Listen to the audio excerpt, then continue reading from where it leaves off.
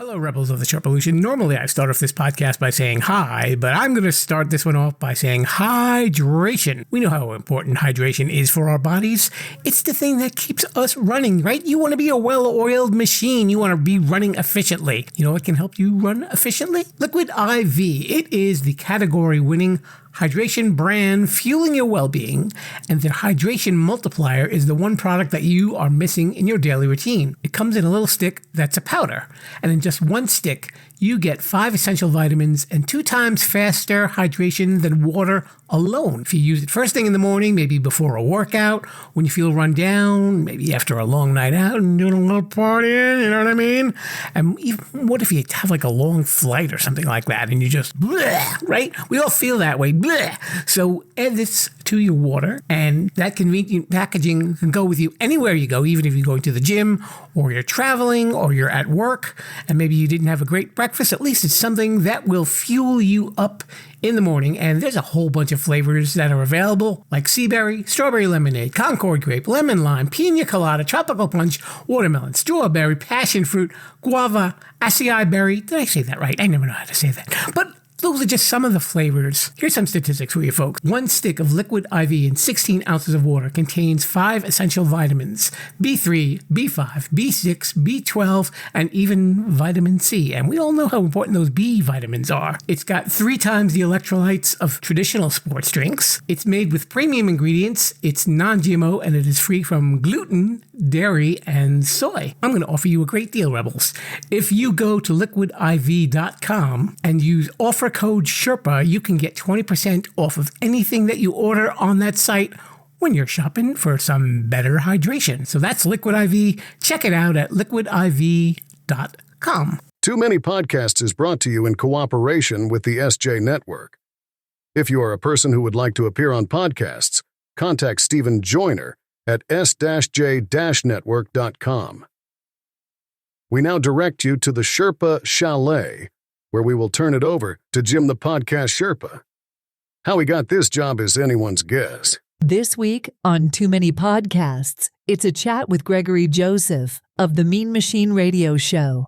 Greg has been in radio for a number of years. I was listening to the radio the other day and heard Sweet Caroline by Neil Diamond. I remembered when he was known as Neil Cole. Then the pressure got to him.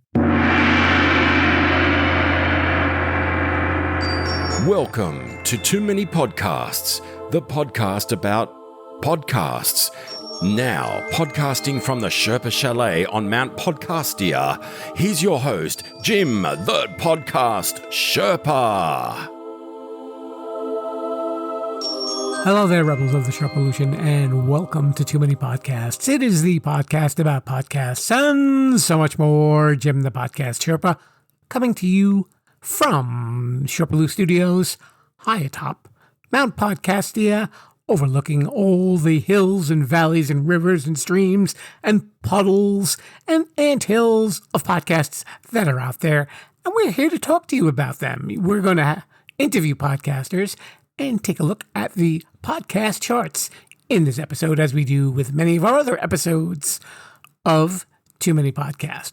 But first, a word about our guest today. Who's our guest today, Sherpa? His name is Gregory Joseph, and he is the host of a show called The Mean Machine Radio Show. And it's a radio show, it's a podcast, it's kind of a hybrid, but it's definitely interesting. He has all sorts of folks on there, people that you may have heard of, people that you might not have heard of, and they talk about all sorts of things. And Greg is a really interesting guy whom I've gotten to know, and I really enjoyed the time that I spent with him. We talked about a lot of stuff, really cool stuff, and it's a really interesting interview. He's definitely led an interesting career in radio, and even just growing up in Jersey. You got to hear some of the stories that he's going to tell you in this interview. A lot of fun stuff. And again, such a super nice guy, and he's definitely looking out for other people that he would like to work with, and hopefully we will be doing some collaboration in the near future too. Maybe I'll even be on the Mean Machine Radio Show. That would be pretty cool. But why don't we have a listen to my interview with Gregory Joseph of the Mean Machine Radio Show. Let's take it away right about now. Hello there, Rebels. We are here in the radio room at the Sherpa Chalet. My guest today is the host of the Mean Machine radio show. It's a radio show. It's a podcast. It's two mediums in one. He has been a radio DJ for a long time. He has been venturing into this little podcast and causing all sorts of trouble across the airwaves. He's coming to us from Soprano Town, New Jersey. We're going to get to that too. Mr. Greg Joseph. Greg, welcome to the show. Thank you, Jim. Good to be here. Thanks for having me. Yeah, it is a pleasure to have you. Now, it's interesting because I've had guests from Jersey and they don't really talk much about being from Jersey, but I know you've got a lot of stories about being from Jersey and some of the folks that grew up in there as well. Yeah, well, I don't know who you've had on from Jersey before, but we don't all know each other, but it's close.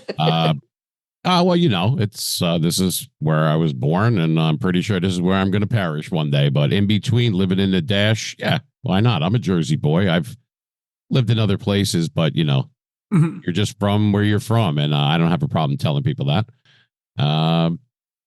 Yeah, I mean, it's actually a very beautiful state, and a lot of people don't give it its fair shake. There's a lot of, you know, these monikers of this and that. Oh, it's just the pizza and the Sopranos and Jersey Sherpa. That's not really. That's on the.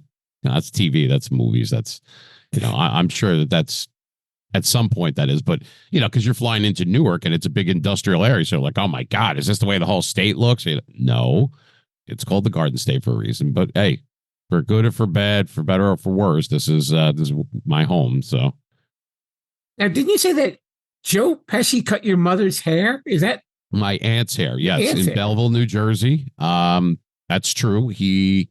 Joe Pesci was a singer. He wanted to sing, and he was actually supposed to be in the original Four Seasons with Frankie Valli. It didn't work out that way. Right. Bob Gaudio took his spot there, and you know, he managed some clubs around here. He cut hair. He did a little bit of everything. He would have been into other things I don't want to mention, but he ended up he had a love and a feel for the movies, for film, and he wanted to play his music and do that. And he went out to L.A. and I think the story goes then he met Robert De Niro, and they you know, the rest is history. They made Raging Bull from that point on. But yeah, that is true, and that I've said in one other interview. So you know, I like you, Jim, because I don't do a lot of interviews, and I rarely talk about myself. So but you're a good guy, and it is true though. Be from that area, to us, it's not that big of a deal. These are just people from the neighborhood, but I know a lot of people eat that stuff up, like, oh, you know, this one and that one. Yeah, we all put, you know, put our pants on one, you know, leg at a time. You know, it's really, we don't get starstruck around here, unless it was Frank Sinatra, then perhaps I might piss my pants. But you know, being an Italian from Jersey, that's like Al Pacino walking in. I'd be like a little girl if he walked in, you know. But yeah. So my grandfather, real quick, my grandfather's best friend, my grandfather's name was Sonny, and his best friend was a guy named Louie. And in Stephen Crane Village, not far from here in Newark, New Jersey, that family used to babysit me. So I used to go over there on Saturdays and, you know, Saturday morning cartoons, remember? And we're having like spaghetti at like 11 a.m. And it was awesome. You know, and they were just really nice people. The mom's name was Mary. And, you know, and he would drop me off, or sometimes the boys would come in and we would all eat and sit down. And that happened to be Frankie Valli's parents. So Louis Castellucci. Now, I don't know if you're going to see any or hear of that in the Jersey Boys, but that is true. But I'm one of the only people that can actually say that I sat and watched Super Friends with Joe Pesci, Frankie Valli, Bob Gaudio, his father and his mother, and my grandfather. So I guess that's kind of cool, you know. It was Frankie Valli's dad that had put his arm around me once and said, I was about 10 years old. And I said, you know, I've heard Wolfman Jack, and I heard, you know, people like Casey Kasem, that, you know, wasn't a full weekend. Your weekend wasn't finished till you heard the top 40 with Casey Kasem. You remember back in the day. And I would listen to all these guys, especially Wolfman Jack, you know, hey, this Wolfman. I'm like, whoa. These guys are great. I wish I could do that. He put his arm around me and he said, you could be better than them. They're okay. He goes, but you could be better than these guys.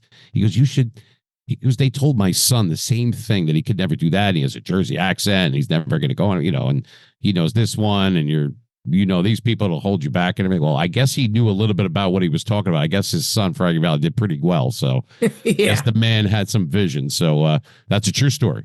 True story. That was the first guy that said that, I should actually do it. And 3.5 years later, at the age of, well, maybe a little bit longer, it was about 15. I DJ'd my first, I was a mobile DJ. I DJ'd my first wedding. So it's a true story. Did you ever have any wild weddings that you DJ'd? Wilds? Yeah. I guess. I mean, that was quite some time ago. You're talking like the 80s. So, yeah, where people got drunk and like, hanging from the chandeliers kind of shit. Yeah, I guess. Yeah, everybody's kind of stiff and everything. And then when they realize how much they paid for all this stuff and they just kind of open bar. Yahoo, that's what you want in North Jersey. A bunch of wild people drinking for free. Probably not the best scenario. But yeah, I mean, for the most part, they were always a lot of fun and they always took care of the DJs. Back then, whatever. Here's some food, here's some drinks, here's some, whatever it was, they always shared, whether it was a band, a DJ, or sometimes we did breaks of the band. When the band would take a break, the DJ would take over, so there was no dead air. Right. So, but that's how I cut my teeth, mobile DJing, proms, weddings, bar mitzvahs. That's how I started. Got to start somewhere. Yeah, and ultimately you did end up doing radio, and you said you worked for Z100? I did for a short period of time. This is before I had an FCC license, but prior to that, I was doing some, like I did clubs. You working like, even strip clubs. Even me, I know I'm a stickler and that, I'm Catholic and I shouldn't be saying this. And I got to go to church and everything. But yeah. You kept one eye closed. Yeah. Well, hey, look, wherever I could get a job. When you're a teenager, you do whatever you can do to get a gig, Sure. So it was that. And yeah, it's yeah, it was a long time ago in small little places. And then we did some pirate radio. That was Seton Hall. That was pirate radio over in Orange and everything. Mm-hmm. Check that out and different venues. And then you would meet other people. Hey, you want to try this? So I sent in for WOR and I would send out for 95.5 WPLJ, even the old WABC. Nobody was going to hire me, but I got a shot because I knew this particular person from Seton Hall and he got me to meet a guy by the name of Shadow Stevens. I don't know if you remember that name, but he was from Montclair, which was in Far. And, I didn't get on the air, but I was able to, they were in the Empire State Building. That's where Z100 was. So I was able to walk around in the offices and go sit in the green room. And I mean, I'm like 18, 19 years old at the time. This was like, whoa, and you see all the on-air things go on and the different people and the producers are there and the engineers kind of just staring at like, who the hell is this kid? But it was an experience that, and I was trying to, chase my dream there. I was trying to follow what I wanted to do. So. Okay. So talk a little bit about like the evolution of the Mean Machine radio show. The evolution. Well, there's a lot of stuff that's in between there. I mean, I had gone to what I did that. Then I was in Florida for a while. I was still relatively young, my early 20s, and I was managing and then DJing at clubs. I would be a better DJ than the DJs that were there. My music selection, the way I was on a microphone, was always very comfortable. Right. So I would give up managing of the places and just make myself the DJ. Like I would fire the DJ and then I would take over at these different places. The Crazy Horse, you probably heard of that. We worked there, met a lot of famous people in and out. But we could talk about that at another time. But there was like sports people and music people and just like everybody. You could walk up to the bar. All of a sudden, there's Macho Camacho standing right there. Like it was all like different, and people would hang out in the booth. A lot of like the New York Giants would go down there and stuff like that. But and you work the club circuit down there. And this is now you're talking the 90s now. So I got a job at WQAM, which is in Cooper City, Florida. I'm not sure if it's still there. I'm pretty sure it is, but back then anyway, it's close to Miami, and that was where for Dolphins radio it was sports scores we would do with a guy named Phil Shane. And I knew these guys from the Dollhouse, the old Dollhouse. Once the Dollhouse shut down, those DJs had to go somewhere. They went to the Crazy Horse, and that's how I met him. It's kind of odd the way the events unfolded. A guy named David Starr and then him. So I went down there and I auditioned and I did the sports score. I was nervous. But I did it live. It was Miami Heat scores, and he would show me how to do it and where the breaks were and the 7-second delay. And there was a country station that was in there. And once again, just walking around and absorbing, Jim, like a big sponge. So even though I wasn't doing anything extravagant, I can put that on my resume. And then Island 107 in Key West for a short period of time. We did like comedy bits down there. And then, back up to like Broward County. But that was in between there. But as far as the Mean Machine radio show, that was kind of born out of necessity. And what I mean by that is I had an LLC, which was Mean Machine Media. And we had our own websites. It was like sports memorabilia, because was my love as well. It was like movies and music and everything. And then we went to, like classic memorabilia. And we had the rights from when I worked at QAM. We had some of the rights for the local Super Bowls and stuff, the stuff that had been played at the Orange Bowl and that kind of thing. So we had copies of the master tapes. Legally, the NFL didn't own some of them back then. It was the local stations that owned certain ones. So I was able to do that and sell them. And it was a lot of fun. The websites did really well and everything. And I left the booth. I went back to it, but, it wasn't fun anymore. It was more or less, I didn't retire. I didn't quit. I just walked away from it, and I left the booth in the very beginning of 2012. Who wants to take my shifts here or whatever? Like, it just wasn't fun. Life gets in the way. You have kids, you have this and that, everything's going on. So I kind of shelved it for a while. And I didn't really miss it, and I would still get asked to do stuff for speaking engagements or a voiceover or something like that. But for the most part, I was doing other things. I was a logistics guy. I've actually have a degree in logistics too. So I fell back on that, and I was out that for a while when my kids were little. And when I came back, we took the Mean Machine Media thing from 2004. I used that name. And of course, it's Pittsburgh Steeler colors. I mean, from season one, everything. That's not an accident. That's where all the black and gold stuff comes from. Mean Joe Green, that kind of thing, right? So we kind of just converted that and got our stuff like meanmachineradio.com and all that kind of stuff. And I'm like, you know what? The landscape has changed a lot since I had been out of it. There was no streaming back then. Nobody really was. They were just starting to take pictures on their cell phones back then, Right. So it wasn't like now where you could just, everybody's got the phone and they go this and that. Wasn't like that. So I just said out of necessity, I'm like, well, we should do something here with it, and I'm watching these people online, whether it's YouTube and this and that. And I'm like, oh, good for them. Things have changed. Okay, great. The hell is streaming? That's when you drop your car keys when you're fishing and they go into the water and they're going down the stream and you're chasing after them before they get to you. That's streaming. I didn't know what the hell they were talking about. But I'm watching these people, and a lot of them, some of them are good. No voice, zero personality, have absolutely nothing to say. They've got like a mess in the background. They have no camera presence, no microphone. I'm like, these people aren't taking this stuff seriously. And they've got all these followers and people subscribing and everything. I'm like, after a while, because I'm watching this during COVID, there was nothing to do, Right. I mean, you can only watch House so many times, Law and Order. So I'm seeing this, and I saw it was not a challenge, but I'm like, you know what? Hold my beer. I said, let me show you how this is done and see if the old man still has it. And I'm not that old, but you're talking about people are, I have tattoos older than them and they're doing this shit. So I'm like, you know what? Let me see. Let me bring my channel back to life. Let me renew my FCC license. Even though I didn't have to, I wanted to, because I'd rather have it and not need than need it. Well, it's expensive. I don't even want to say on the air what it is, but it took a while because, the government, they're really speedy when it comes to that. And I did get it. It took a while and I wanted to pursue it. And so it was born out of necessity. I'm like, well, we don't have the licensing in place for copyrighted music. We got to do something here. What can we do? Let's talk to some people.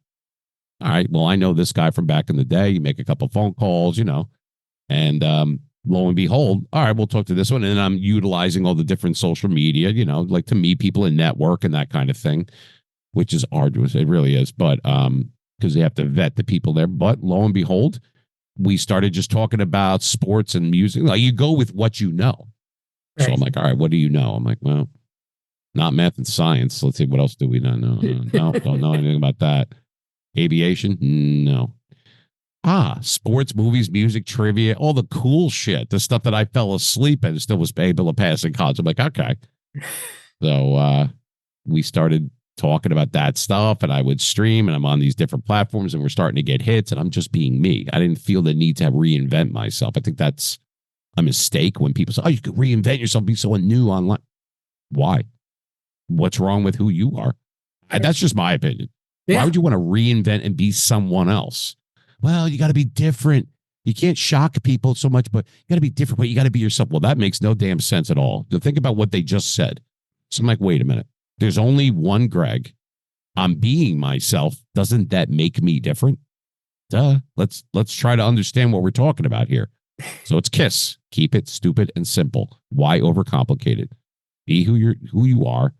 and your audience and your niche will find you. Not going, oh, can you subscribe? Like you're putting a gun to their head type of thing. Why would I hate when people do that? Not hate, but it doesn't make sense to me. You should invite people. You could, alert people that you're here. Why would you say, please do this and come here? They know that they can. You have to give them a reason to. Sure. But they will find you. You don't have to go out and find them. They'll find you. It takes time, but, if it was easy, everybody would do it, Jim, That's true. You know what I'm talking about. You podcast, you do this, you have a presence, you know what you've been doing, you've been sustaining for a long time. You obviously know what you're doing and you're good at it. It ain't easy. The stuff that they don't see, your everyday people, where it looks seamless, it looks easy. Meanwhile, your hands are doing this and you're an octopus and you got that and the Wi-Fi goes out and the shit's falling off the wall and your audio's, your mic, you know exactly if anything that could go wrong goes wrong. When it's smooth, it's not easy, man. You know what I'm talking about. Oh yeah. Yeah. And to your point about, being yourself, a while back, I had interviewed a guy named Dave Jackson, who runs what's called the School of Podcasting. And Dave is actually a podcasting Hall of Famer. And in our conversation, he said, he says, when you're inauthentic, he said, the listeners can pick up on that right away. He said, so why even bother to, He's to right. try and be somebody that you're not? Yeah. He's right. I agree 100%. I didn't even know. Is there a Hall of Fame for that? Believe it or not, there is. I didn't even know there was a podcaster Hall of Fame, but yeah. Yeah, and I want to know why, A, I'm not in it, and B, where the hell it is. Yeah. It has to be out there in the ether, I guess. Maybe it's somewhere in Mount Podcastia and nobody has told you. Oh, told me it. Yeah, maybe I was I missed that call, I guess, right? It got lost in the mail, I guess. I think that's it. Your invite got lost in the mail. I'll tell you what, though, I'm a broadcaster, a licensed broadcaster, but a lot of people go, oh, well, you have a pocket. It's very convoluted. Not that it's a bad thing, but it is a little bit different. Mm-hmm. To me, podcasting was always like video on demand, and podcasting is more niche based, where it's an actual thing. Whereas terrestrial radio, which is what I do for the most part, is more like on a mass scale, I guess you could say. Not as niche based. It kind of, but not really. So it's for the masses. So it's more of a broadened thing.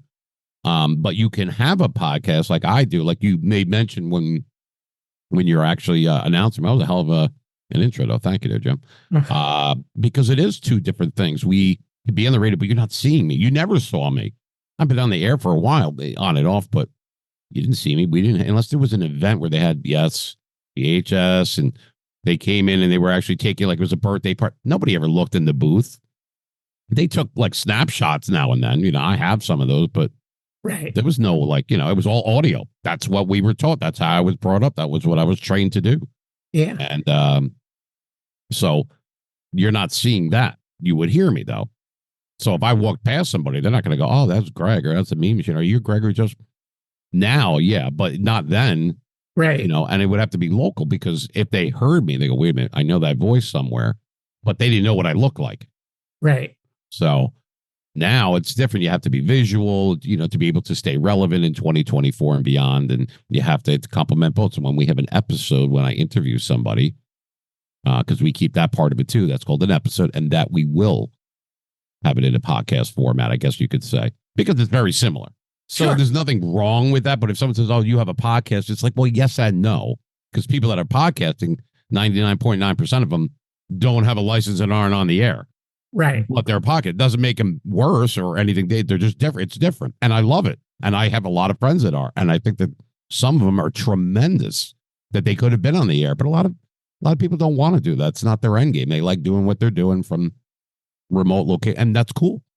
Yeah. And I respect the fact that if you give it everything that you have, like you actually pay the respect, because it was born from broadcast. That's where podcasting came from. If you pay it the right respect, even if you don't have a voice, it helps. But if you don't have a voice and you don't have a lot of prowess for it, and you don't have like fancy stuff or great equipment, that's fine. You can be successful without that and lead up to that if you have the right attitude. If you have that relentless, that's me, that just resilient, relentless, because Jim, one of the greatest things in the world is doing something and doing something really well that they said you couldn't do it. You can't do it. You're from Jersey. with that name, they're going to think this, they're going to think that, and you have you're never going to be, it's not sustainable. You can't make a living doing that. You'll not really. Yeah. Uh-huh.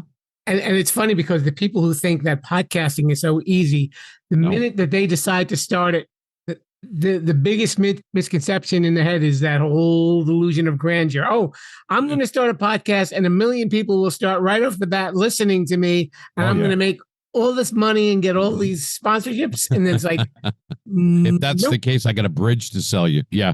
No, that's and that's nice. And maybe it's not, maybe that's kind of the right idea. I'm not motivated by money, but obviously we all need it. It's a necessary evil, if you want to call it that. Right. But if that's your end game, I made a video or I had a clip of it from season 1 from last year, and it said, I got to be monetized, and I got to do this, and I got to do whoa. If you here's the key this is my opinion. If you would do what you're doing, whether you giving it everything that you have, everything that you know how to do, and you aspire to be better, and the first one you did absolutely sucked, it's okay because it's a prerequisite for getting better. But you got it out of the way. You did it. You're a winner. You did something where the others couldn't do it or didn't do it, but you did it. In my book, you're a winner. I don't care if it absolutely sucked. You did it. And now you're going to get better because you will know, and only you will know when you're ready. But I would say if money's your motivation and everything, this is a very small percentage, I'm sorry to say, where you're making I'm not talking like $400 or $500 a month. I spend that in my dry cleaning. I'm talking about like money every month that you could live on it in 2024. Very small percentage. I'm talking like YouTube or this and that. Some people do it, but it's very difficult to sustain. So going viral is probably not always the good thing because you can only go one way, and that's down. So you want to be more sustainable and scale and level out and scale and go up. You don't want to go, yay, and it was really good and it was a great video, and then crash and burn. So when people say, I want to go viral, do you? Do you really want to? Do you even understand what that means? Do you want to be queen for the day, or do you want to be a jack for your whole life? I mean, you just have to look at it. That's a chess reference. I'm just saying, but that's kind of how you have to look at it. So if you would do the same thing that you're doing right now, even if you didn't make one dime, would you still do it? And if the answer is yes, then you will be successful when you do make money. That's the law of averages. That's what it is. The more shit you throw against the wall, the more sticks, right? Yeah. So if you would do the same thing with the same passion and everything, give it all you got. You're tired from working and this and the kids and the cats and the bills. We all have that stuff. But you're sitting there and you're giving it you're taking it seriously and you're giving it everything you got. Right? Would you still do it if you didn't make a dime? Like I said, if the answer to that is a resounding yes, you will be successful when you do finally. It is the law of averages. 10 million people watching and listening, or 10. You should be the same way. Right? Don't be the best podcaster. Don't be the best broadcaster. Don't be the best gamer or influencer or any of those things. Be the best you. That way, everything you touch is the best as far as you're concerned. That's not rhetoric. That's a way of life. That's how I roll, baby. You know what I mean? I'm going to be the best that Greg can be. No matter what I do, it's going to be my best. That's the best. I'm not going to hold myself to just this. Well, I suck at that, and I'm horrible at this, and I'm not that good here, but I'm really good at this one thing. Why spread yourself like that? No. Be the best you can be. Right? I mean, it's just a way of looking at things. That's all. Right. The thing about being the best is that there's always that one person that's going to come out and they're going to, they'll be the next best thing. I mean, when you think about it, we're within the same age range and we're probably older than some of the listeners. But I mean, we know who the sports we knew who some of the sports heroes were and the big actors of our day. But what happens? They get older, they get out of the game, and somebody new comes along. It's it's life. And it's okay. Yeah, more importantly, it's okay. I don't care how much money you have, how good you are, but there's two undefeated champions in this world. One of them is Mother Nature, and the other one's Father Time. And don't bother fighting either one because you're not winning any of those. You will never win. So you might as well welcome it if you think about what I'm saying, it's just a different way. It's different optics, a different way to look at things. You can say the same thing two different ways. One could be optimistic and one can be pessimistic. The glass half full and that kind of thing. But you're not going, I don't care how much money and everything, you're going to not get any older. If that's the case, I'll hang out with you then, because I'd like to be like the fountain of youth 2024. No problem. But it's okay. Yeah. It's okay. You woke up this morning, right? So did I. A lot of people didn't. So we're ahead of the game. We're not lucky. We're blessed. You opened up 2 gifts. Those are your eyes. Keep that in mind, that everything after that, every day above ground, it's true, is a good day. Yeah. It was beautiful out, right? A lot of people didn't see that, Jim, but we did. Very true. You're listening. If they're listening or watching right now or whatever it is, I guess listening, that means they did too. Simplify, kiss, keep it stupid and simple. Don't overcomplicate life. It's already complex. Why make it worse? Nice and easy, one thing at a time, steady as she goes, and you'll get to the promised land. It's not a race. You'll get there. That's what I tell the younger people that ask me for help. How did you do this? It's not cookie cutter. What works for Jim doesn't work for Greg. It might not work for Sally, and it might not work for Jimmy, and it might not work for Al, whatever it is. You have to be the best you and take your own path. I can't help you to get ready, but I can help you when you are. Mm-hmm. That's all. I mean, that's really how I feel about it. It's not difficult, but it is simple. If that makes any sense. I don't know. No, that actually makes perfect sense, Greg. Well, I'm glad somebody understands me, Jim. That's why I hang out with you. Nobody understands me. So, Greg, I'm guessing, like, with your experience in, between radio and the podcasts, do you have like a top interview that you've ever done that just really sticks out in your mind? Well, over the years, it's actually a good question. I mean, for a long time, I never saw myself as a host, honestly. To be honest with you, I know that you might go, well, yeah, but you're good at it. But yeah, but it was out of necessity. Remember, we couldn't play copyrighted music. We had to do something. Right. So, it was born out of necessity, just like the Mean Machine. That's how that came about. But a favorite one. I don't know if you could say an interview, but I've met a lot of different people I've had like quick conversations with. Okay. I don't think I have a favorite interview. Everybody's good in their own way. Right. I mean, we've had crazy stuff happen, and I've walked off of one. Shit happens over the years. Musicians are difficult. They're kind of eccentric, to say the least. Not that movies, people that are in theater and that kind of thing. It's hard. I never really thought of it that way. I enjoyed speaking with some of the football players that I met. I remember the Giants center, Bart Oates. He was a nice guy. He was a nice guy to talk to. Mm-hmm. Mark Bavaro. Yeah, he was another, the tight end from the old New York Giants back in the day.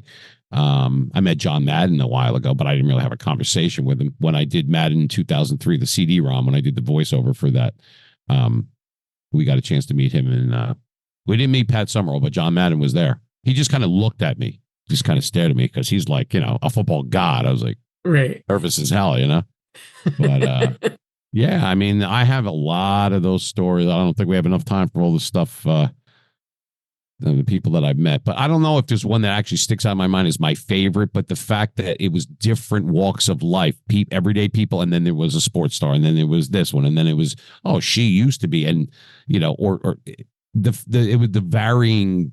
It was nice to have that variance in there, to have people, from all different, I mean, that you wouldn't even think I would talk to, but I did. And it was kind of cool. Gilbert Gottfried was a good conversation. Just recently, Larry Hankin, we had on the show. He was cool. And we have a lot of good people that are coming up the pike really soon. It's the floodgates are starting to open up a little bit, so we're starting to scale up. It's a train, baby. That's the Mean Machine train. Either you get on the train, out of the way of the train, or run over by the train. One way or another, it's coming through. So we're resilient, and it's starting to really catch on. And the thing is that it's a whole new generation of people that I'm appealing to. It's like not their parents anymore. Now it's their kids that are like in their 20s, and that's kind of cool. I got it. I'm not going to lie to you. Sure. I'm like, I mean, that's they're like the same age as my kids. What am I going to talk about with, they wanted more serious subjects. So that's what we're given. We pivoted in season 2 because of that. So I've yet to talk to anyone where I didn't give them the respect, no matter who they were. I would treat Joe Schmo or whoever the same way I would treat if Al Pacino was. And I'm dead serious about that because they're human beings, you know, so absolutely they're taking time out of their life that they would never get back, right? No matter what. So that's why you always thank people for their time. And I would treat them the same. Now, I would goof around and be sarcastic, be nuts. I mean, don't get me wrong, Jim. I'm Ubats, but I made them feel comfortable where they, you know, and I let their inhibitions down and everything. And I get them to curse. I'm not getting them to do anything. It's right there. I'm just kind of greasing the wheels and opening the door and going, follow me. You know what I mean? And they're like, okay, you know, I mean, it's a very liberating feeling, you know, it's for them. And they thank me for it. They're like, oh, I didn't have to hold back. And no, this isn't the nice machine. Say what you got to say, baby. Yeah. You actually touched on something I did want to bring up with you that, you know, for folks who haven't heard your show, that it's not just celebrity and sports interviews, that you do talk with people who've had like a lot of trauma in their life as well. Correct. That, once again, it wasn't out of necessity, that one. That was something where I feel like you have to do stuff that's good for the soul. You never forget where you're from. You know what I mean, Jim? I mean, we're East Coast people, but there's people all over the country, all over the world. So if this second time around, that God's giving me a second chance and not be like I was the first time, like slash and burn type of thing. This time I feel different. I'm older, I'm wiser. You can't put a price tag on experience, you know? So I'm going to bring some people along in my journey back up to the top, because I've been there. I've been to the top. I had my 50 minutes. So that's fine. But this time I'm going to help some people along. Can't help everyone. And everybody has something different going on. We all do. There's not one person that I've ever met. I've talked to thousands of people. Not one person I ever met that didn't have something going on. I'm like, oh yeah, there's nothing going on in my life. Everything's great. Have a great night. That does not happen in this world. You know it and I know it. So yeah, wanted to help people along the way this time. Answer questions. Try to reach out when I can, tap somebody, say, hey, you want to give someone a shot that nobody else would give to. I just feel that why not? You know, I mean, I'm not going to stop forgetting, no matter how popular I might or might not become like I was or famous or what. That's not what motivates me. I know that I've been there before and I know how to get there. So follow me and I'll take you there. I didn't do that the first time around. So I wanted to talk about more serious stuff because that's what they want. I'm the bus driver. It's their show. I'm just hosting it. You know, it will go wherever they want me to drive, wherever they want me to go. That's kind of a weird analogy, but you get the point. Yeah, sure. I stopped thinking about what do I want to talk about? What do I want to think? What do I want to, what do I? How about what the people that want to come and listen and be subscribers and be loyal and be followers? Let's hear what they have to say. If you're on my show, why am I going to tell people about what you've been through? Why don't you use my platform. You tell them, Jim. You know, it's a very easy way to think about it and just to not be selfish. You can partake. You can have the banter back and forth. That's what people want. We've had a hospice nurse on. We've had a depth psychologist. We have people about domestic violence. We've had a bunch of people with mental health stuff, alcoholism.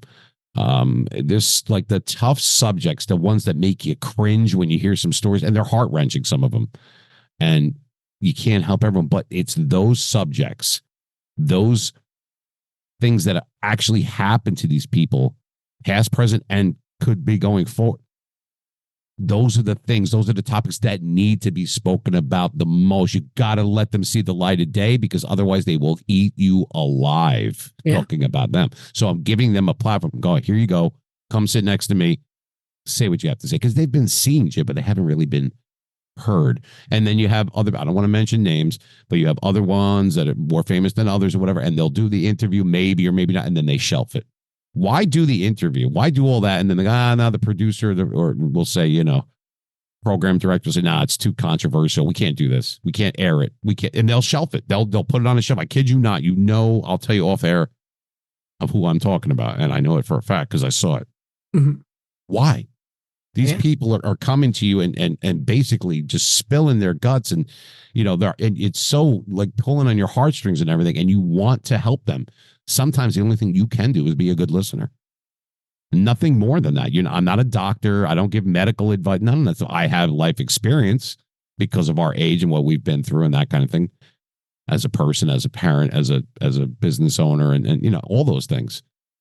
Sure. So if I can prevent you from standing in one landmine or hitting quicksand over here, sure, I'll throw a little olive branch out there and say, hey, don't do this, do that. Take it with a grain of salt. Now, I can't do it for you, but I can tell you some of the pitfalls because nobody showed me, but I didn't use that as an excuse to not help others. I did the first time.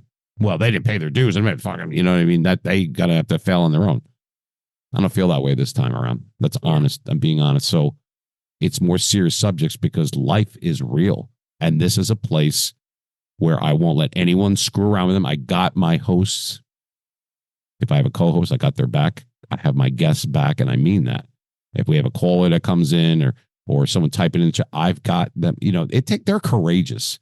Some people aren't believed. Some people think it's hyperbole and that can't really be that bad. We had the human trafficking, the girl that talks about that stuff, and she's an advocate against it, and they're building homes for them and everything. And I'm very involved with what her story is, and she'll be back with panelists, with survivors I've spoken to. I mean, I never thought I would be in that position, Jim, where I would be the one that they want to talk to, but I can't stop now. And I'm inundated with emails all over the place for all different subjects, not just actors and stuff like that. Right. And I feel that that's important because they're important too. Why? Because they've never been on the side that I've been on, like for entertainment. So does that mean that their story it's prophetic. It's just, you got to give people a chance and give them the benefit of the doubt. Let them get it out. Right. And I think that's good. You got to do stuff that's good for the soul once again. And I believe that I can do both, help some people and do what I do, be in my element. Why not? Why not? Sure. And, sometimes, people may not be able to relate on a personal level for like a celebrity story where, something happened on my jet going to a movie that I'm working on. But, there are other people that, like you said, they're coming on your show and they're talking about topics that, even though they're not commonplace on the air, they're a lot more universal. And, it just takes that one listener to say, hey, you know what? I'm going through this too. I can empathize with what this person is going through and look how this person came out. I can do the same thing. Yeah, you can empathize and then in a lot of cases sympathize all at the same time. Right. You're going to be helping people for the most part that you'll never meet, that you'll never look at. You might walk right by them on the street, never even know. But that's got to put a smile on your face, Jim, because you know that they're in a little bit of a better place since they encountered you in life. You might not ever see or hear from ever again, but maybe just for that little bit of time, they stopped thinking about their husband beating them up. They stopped thinking about drinking and drug abuse, and all like the different pitfalls on that and how that destroys families and lives. Maybe for just a little while, I made somebody laugh. It's not because what they're saying is unimportant. That's quite the opposite. But I'm making them laugh or whatever because they don't want to always talk about it. Sometimes they just not want to be entertained. Right. But take over for a little while, Greg. Give me something. Give me some kind of hope. I need to hear you say it, without them saying it. You got to read between the lines. So if I make you laugh or I crack a sarcastic joke or something like that, for a little while, I made them laugh. I made them smile. They weren't thinking for that 5 or 10 minutes on what might have transpired or what they've been through. And they know that they're cognizant of that later on. They know what I did. Yeah. For the most part, that brings me, it's my pleasure to do something like that. I feel better when my head hits the pillow at the end of the night, knowing that I left them at a little bit of a better spot. I would lie to you if I said that I don't think about that we would get a lot of ratings and people watching. That's not, of course that's true. I'm an honest man, but it's still the truth. I still do. I don't have to do this. I want to. Sure.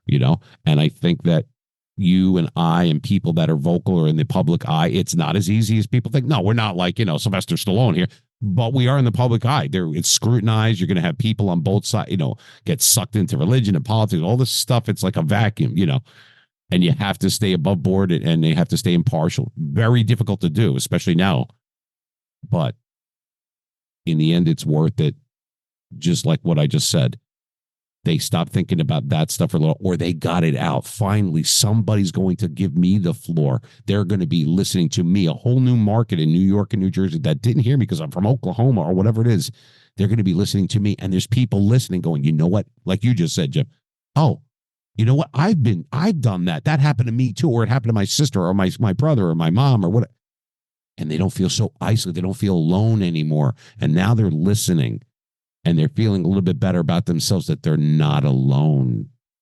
Yeah. That you can't put a price tag on that, man. It's amazing how therapeutic being on a mic and doing what you're doing can help people because of our reach, especially with the internet and radio, like I do in podcasting, like, you know, and it could go on the internet and it could be all over the world. I mean, someone in, you know, England can be listening to Jim and someone in Australia is listening to me, but at the end of the day, we're all human beings, right? I mean, so that's kind of cool. I like that part of it. Yeah. I embrace it. And that's who I am now. And I'm a better man for it, I believe. Yeah. And to refer to what you said earlier, it's kind of like the perk of being the bus driver. Well, I mean, you're steering. Yeah. They'll tell you where they want to go. You bring them there. You are the vehicle. You know, can they have their own podcast? Of course they could. Could they stream and talk about their stuff or go to therapy? And naturally, of course they can. But not everybody can say, well, we're going to have 200,000 or 300,000 people listen on any given time. And then we're going to put it on our YouTube, our iHeartRadio and Spotify and everything. And it'll be there for all time. So you'll be able to help people 2.5 years from now. They're going to listen and go, oh, wow. And all of a sudden you get a whole bunch of hits on that. So it's a win-win. And maybe somebody that didn't happen to when you first recorded with them, but since had happened, and then they do a search and there's a keyword in there and boom, they find you, they find me, they find this one. Wow. Pretty cool. The gift that keeps on giving in a good way, not in a sarcastic way. I mean, it's not, oh my God, we're going to slit our wrists. I'm going to listen to Greg. It's not like that. Right. It's about empowerment. It's about me sticking up for them. I'm not the equalizer. I'm not on a crusade or some kind of mission or anything. I'm just being me, Jim. Right. I'm being me. It's my way of putting my arm around someone and saying, are you all right? What's going on? Talk to me. Talk to them. Say what you got to say. What really happened? I'm going to give you a chance. Here's your opportunity in a completely different market. The biggest market in the world is New York area, right? Sure. New York's there. LA is there. London is there. You know, Chicago. But let these people know what happened. What really happened? Talk to me. And they do. I get that out of people because they want to so bad and they're just waiting for the right opening and I'm giving it to them. I'm not telling them what to say. We're unscripted. We don't practice. We don't rehearse nothing. It's very organic and very natural because if it's scripted, it sounds scripted. Yeah. But this isn't a movie thing. We're not doing a screen test. This is me saying, hey, I'm Greg. This is the Mean Machine Radio Show. This is my playground. You want to subscribe and everything? Great. And if you want to just check it out on your own, fine. You know, do whatever you have to do. I hope you're not one and done. I can't, you know, but I'm going to want to give you a reason to come back here instead of saying, hey, subscribe to my channel, the Mean Machine Radio Show on YouTube. No. Listen to what's going on. See if you like the humor. See if you like the guests. Maybe you'd like to be one or you know somebody. Then let them make up their own mind. And here's my playground. You invite them. You don't force them. Yeah. That's what's worked for me. Sure. Now, when you're not on your playground, what are you checking out that's done by other people? I listen to some podcasts when I can. I like to listen to regular music. You know, the way I prepare is that I don't prepare. I know it sounds ridiculous. Let me explain. I'll just be like before a show, because I get asked this all the time, emails and everything. I like to be quiet. Not classical music, like something like I'm burning candles like Joan of Arc or some shit, but I just kind of just being quiet and not thinking about everything and anything other than what I'm about to do. So that's how I prepare. So outside of being on the air, on a microphone, on camera, I'm comfortable with all that. I'm in my element. Some people have it and some people don't. And that's okay if they don't, you know. It's something you could work on to get better, or that might not be your thing. It's okay. You got to have an audience. Why? Because those are the people that don't. And that's okay. You know, it's not like, oh my God, they're not that, you know, people get the wrong idea about that. But I'm going to do my thing no matter what. And I do like to look at other people. Listen, do I get ideas sometimes? Yeah, not so much ideas, But I like to look at other people's style. And let me tell you something. I'll be very complimentary. If there's someone, not that I'm competing with, because it's not really a competition. Right. But if I like the way that Jim does something, or the way he handled a difficult guest, that it does happen, you know this. Oh, yeah. And just the ups and downs and what, my God, what doesn't go wrong when you're live? I mean, Jesus. But I like the way that they handle what you see or don't see. Like I was saying before, I can appreciate professionalism. I know what to look for. I know what to listen for. I'm not listening to what you're saying. I'm seeing how, some people talk and some people speak. You got to know the difference. So I'm listening for the breaks. I'm listening for the cuts. I'm listening for the clips. I'm listening for the break. I know what to listen for if they're actually doing what other people don't know, because this is what we do. I mean, obviously this is our craft. Sure. So I like to look from afar. Like even in like spaces now and then, I'll speak once in a blue moon, but just to decompress and sit back and let's hear other people's thoughts and feelings on current events or sports or whatever. And I admire a lot of, I don't think I'm the only person that's good at there's a lot of people out there, past and present, and probably the future people, right? That we're going to be showing how to do stuff. That's who's going to take it when we're in our rocking chair, on the front porch, like the Pepperidge Farm guy. Pepperidge Farm remembers. That's right. And they're lucky that they remember. It was like I was thinking more of Bartles and James, but you got it, bro. But I'd like to admire other people's style. I have my own style. I have my own way of doing things. And I know what I'm good at. And I know what I'm not. Mm-hmm. And to watch other people approach things a different way. I'm in awe. Some of these guys are really good. Some of them suck. But there's other ones that, because they don't pay the respect that they should to the business and the industry. If they don't have an unmade bed in the background or a bunch of crap, or your mom calling you for dinner, give me a break, dude. Be professional. If you act professional and you look professional, then you'll be professional. That's you don't fake it until you make it. You start from day one as someone taking it seriously. You can't go wrong. If you're true to yourself, you can't go wrong. Don't shortchange yourself. Who are you going to, in the end, who are you shortchanging if you do this? Yourself. Why? Why do that? If you don't know who you are, how's anyone else? Because they will see you as you see yourself. So if you lay on your bed, go, who is Jim? Who am I? Because if you don't know, how are they supposed to know?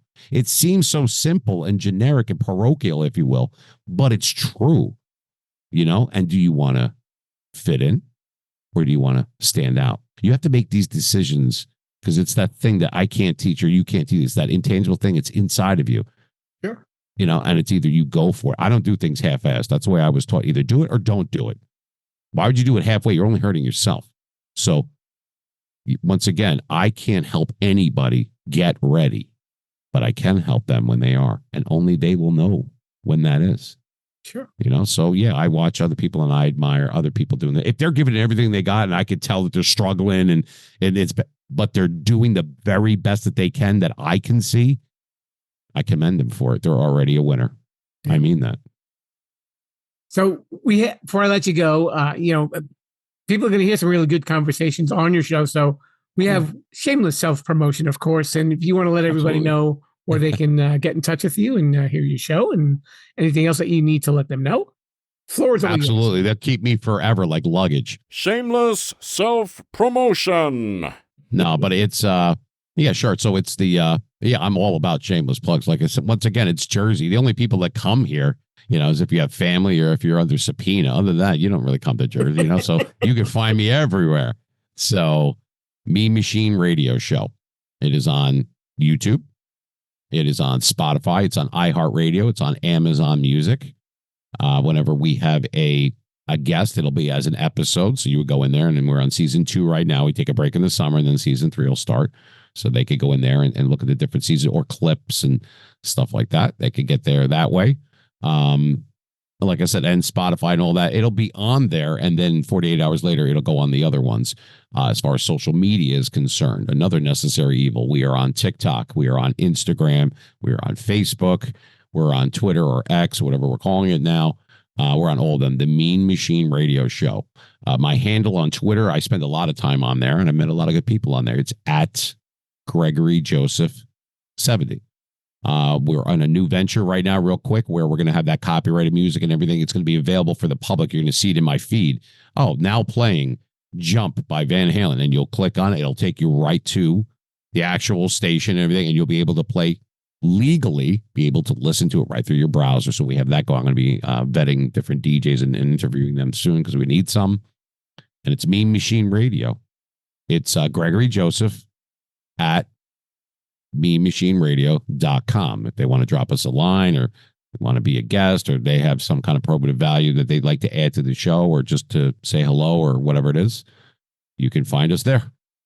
Right. There you have it, Mr. Gregory Joseph from Mean Machine Radio. Be sure to check out his show. You know there'll be some interesting conversation going on. Greg, thank you so much for coming on the show. Thanks for having me, Jim. I had fun, man. You're a good guy. Rock on, brother.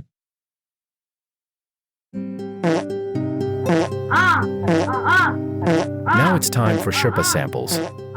If you've got a podcast you'd like us to sample, contact us, and we'll mention your name on the show. It is time now for Sherpa Samples. It is the portion of the show where I get to tell you what's going on in the podcast charts. But before I get started, I just wanted to let you know a little something. We actually started this almost 2 years ago to this date, if you are listening in real time. And I believe I've probably listened to a couple of hundred podcasts to sample, believe it or not.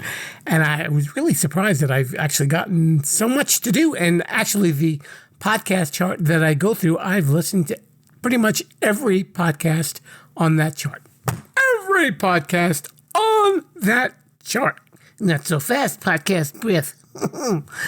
The two that I didn't get to listen to were Drinnies and Das Podcast UFO. Well, that's because they're in other languages, and I didn't feel that it would be fair to listen to podcasts that I didn't really get the language, so I couldn't really give you a good enough description about what they were about. But I covered all the other ones. So having gone through the top 200, and I also include podcasts from Apple Podcasts and Spotify as well, I went into the new and trending charts. So that's where we're getting these 10 from this week. So here we go. If you were a fan of the TV show Taskmaster, and I know they actually had a podcast that we sampled a while back too, two of the cast members of the show were Lucy and Sam, and they've actually come out with a podcast called Lucy and Sam's Perfect Brain. And they're comedians, so they go on about a lot of different subjects. They're British, and they were discussing different elements of the face. So they've definitely got a unique sense of humor, and if you're a fan of Taskmaster, I think you will get a kick out of their podcast as well. And while we're talking about duos, we also had The Recipe with Kenji and Deb. And Kenji and Deb are home chefs, and they create recipes, and they talk about the recipes that they create, mostly for like a lot of foods that most people eat. The episodes that I listened to, they talked about pancakes, and they mentioned some interesting things that might be worth a little try the next time I feel like having some flapjacks, such as egg whites or baking powder or buttermilk. You never know. And they talk about different ways of cooking them as well. Interesting stuff if you are a foodie. Spacewalk with Everyday Astronaut is hosted by a guy named Tim Dodd, who's actually flown in these starships, which were launched by SpaceX.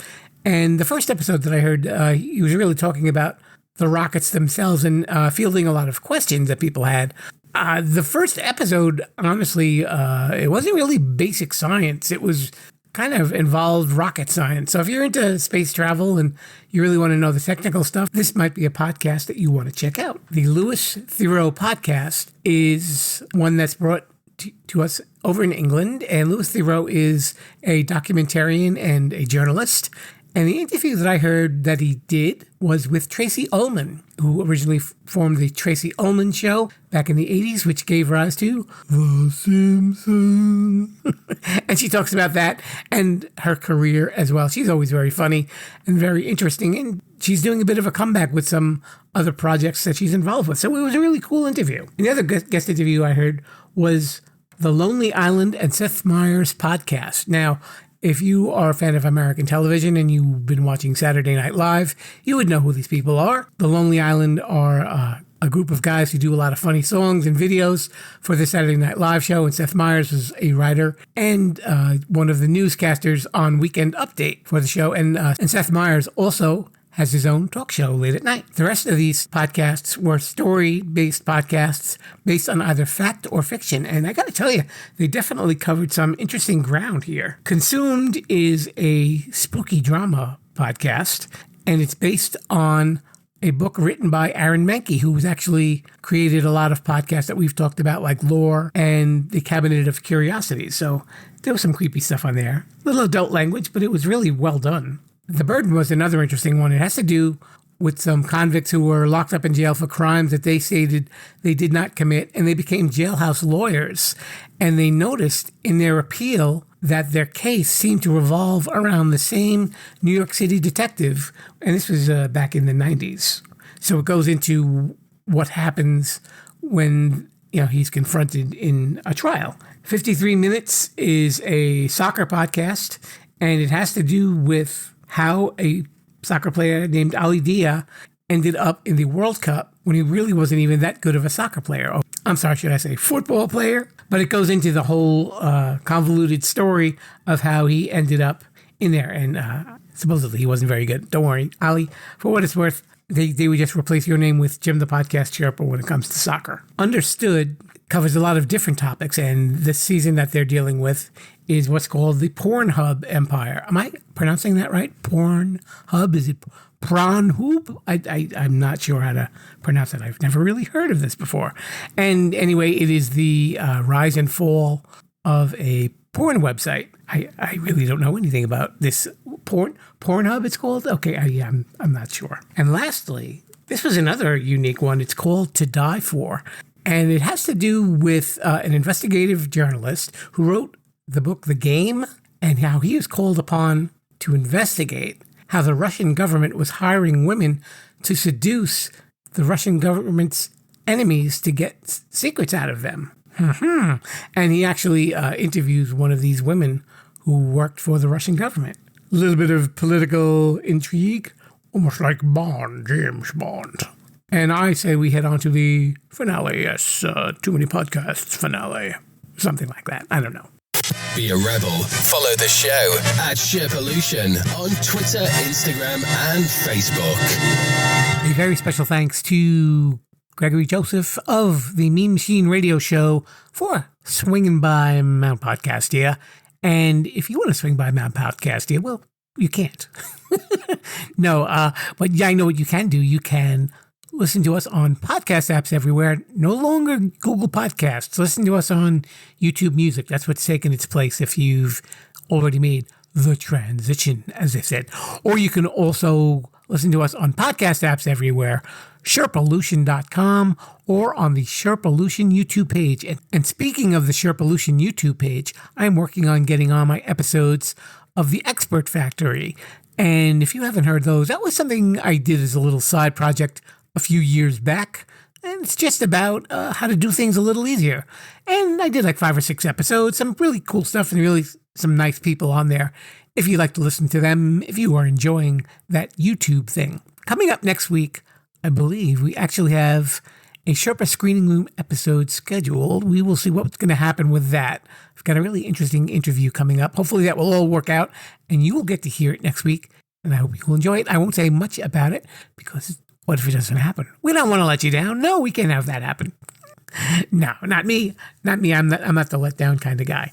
But thank you again for listening. You know where to hear me, and we'll be back this weekend with Sherpa Selects, hearing some episodes from the earlier episodes.